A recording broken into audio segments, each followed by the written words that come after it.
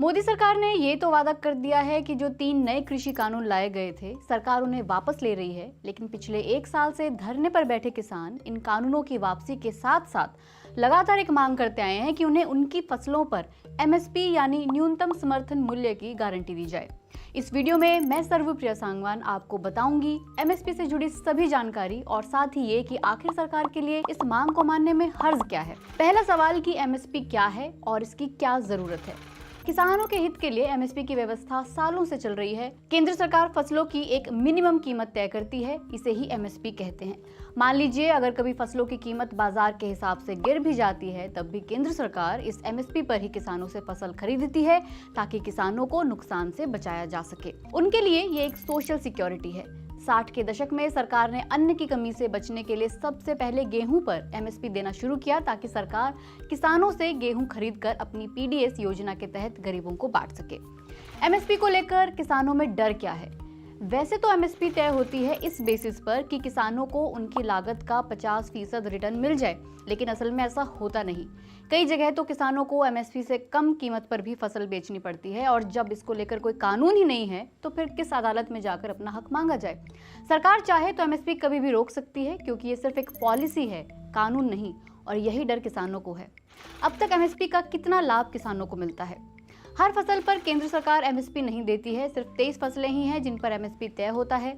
कृषि मंत्रालय का एक विभाग commission for agricultural costs and prices ये एमएसपी तय करता है। अगस्त 2014 में बनी शांता कुमार कमेटी के मुताबिक तो 6% किसानों को ही एमएसपी का लाभ मिल पाया है। बिहार में तो एमएसपी से खरीद भी नहीं की जाती। वहां राज्य सरकार ने प्राइमरी एग्रीकल्चर कोऑपरेटिव सोसाइटीज यानी पैक्स का गठन किया था जो किसानों से अनाज खरीदती है, लेकिन किसानों की शिकायत है कि वहां पैक्स बहुत कम खरीद करती है, देर से करती है और ज्यादातर उन्हें अपनी फसल कम कीमत पर बिचौलियों को बेचनी पड़ती है। तो किस किस फसल पर एमएसपी मिलता है? इसमें 7 अनाज वाली फसलें हैं: धान, गेहूं, बाजरा, मक्का, ज्वार, रागी और जौ। इसमें 5 दालें हैं: चना, अरहर, मूंग, उड़द, मसूर। इसमें 7 ऑयल सीड्स हैं: मूंग, सोयाबीन, सरसों, सूरजमुखी, तिल, नाइजर या काला तिल और कुसुम। इसमें 4 और फसलें शामिल हैं: गन्ना, कपास, जूट, गरी या कोपरा। इनमें से सिर्फ गन्ना ही है जिस पर कुछ हद तक कानूनी पाबंदी लागू होती है क्योंकि एसेंशियल कमोडिटीज एक्ट के तहत एक आदेश के मुताबिक गन्ने पर उचित और लाभकारी मूल्य देना जरूरी है। तो एमएसपी को लेकर किसानों की मांग क्या है? सरकार एमएसपी यानी न्यूनतम समर्थन मूल्य से कम कीमत पर फसल खरीद को अपराध घोषित करे और एमएसपी पर सरकारी खरीद लागू करे। साथ ही दूसरी फसलों को भी एमएसपी के दायरे में लाया जाए। हालांकि प्रधानमंत्री मोदी कह चुके हैं कि एमएसपी की व्यवस्था जारी रहेगी और सरकारी खरीद भी जारी रहेगी, तो फिर किसान ये बात मान क्यों नहीं लेते? किसान संगठन चाहते हैं कि उन्हें ये बात कानून बनाकर लिखित में दी जाए। सरकार के लिए एमएसपी कितनी भारी पड़ती है? ये जो 23 फसलें हैं ये तो भारत के कृषि उत्पाद का सिर्फ 1/3 हिस्सा ही है। मछली पालन, पशुपालन, सब्जियां, फल वगैरह तो एमएसपी के दायरे में शामिल ही नहीं है। अगर इन 23 फसलों के सरकारी आंकड़े देखे जाएं तो साल 2019-20 में सभी को मिलाकर 10.78 लाख करोड़ रुपए का उत्पादन रहा होगा। लेकिन ये सारी फसल बेचने के लिए भी नहीं होती, किसानों को अपने घरों के लिए भी चाहिए होती है, कुछ पशुओं के लिए भी चाहिए होती है। तो बाजार में बिकने के लिए इन सब फसलों का हिस्सा भी अलग होता है। जैसे 50% रागी का होगा तो 90% दालों का होगा, गेहूं 75% होगा। तो अगर एवरेज 75% भी ले सभी का तो ये हुआ 8 से 9 लाख करोड़ रुपए के बीच की फसल जो बिकने के लिए बाजार में आएगी। तो क्या इतना रुपया सरकार को लगाना होगा अगर उसे किसानों को एमएसपी की गारंटी देनी है? तो नहीं। इन 23 में से गन्ने को तो आप निकाल ही दीजिए क्योंकि वो पैसा सरकार को नहीं देना, वो देना है शुगर मिलों को। सरकार अपनी एजेंसियों के जरिए पहले ही कुछ फसलों को खरीद ही रही थी जिसकी कुल कीमत 2019-20 में 2.7 लाख करोड़ रुपए थी।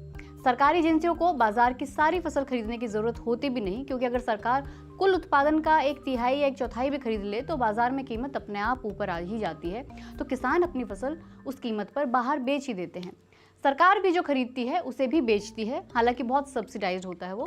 लेकिन इस सबको देखें तो सरकार को एक खरीद हर साल 1.5 लाख करोड़ रुपए तक की पड़ती है। सरकार किस तरह से किसानों को एमएसपी का लाभ दे सकती है?